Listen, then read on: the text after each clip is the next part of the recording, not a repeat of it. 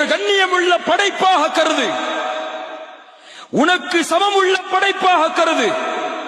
உனக்கு எந்த உணர்வு இருக்குமோ கண்ணியத்தில், மரியாதையில், அதுபோல் ஒரு பெண்ணை பார், கண்ணியத்தோடு, மகிழ்வோடு, ஒரு கவர்ச்சி பொருளான பார்வையாக உன் பார்வையில் ஒரு பெண்ணை நீ பார்த்து விட்டால் உன் ஆண்மைக்கு அது இழுக்கு. நபியிடத்திலே ஒரு வாலிபர் வந்து அனுமதி கேட்கிறார் விபச்சாரத்திற்கு.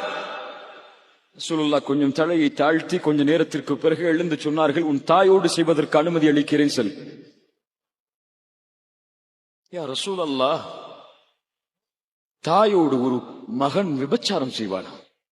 அப்படியா? உன் சகோதரியோடு செல். சகோதரியோடு ஒரு மனிதன் விபச்சாரம் செய்வானா? உன் சாட்சியோடு செல், உன் மாமியோடு செல். அவர் கேட்டார், ரசூலுல்லாஹ் என்ன பேசுகிறீர்கள்? ரசூலுல்லாஹ் சொன்னார்கள், நீ விபச்சாரம் செய்ய நினைக்கக்கூடிய ஒரு பெண் இன்னொருவரின் தாய், இன்னொருவரின் மனைவி, இன்னொருவரின் மகள், இன்னொருவரின் சகோதரி.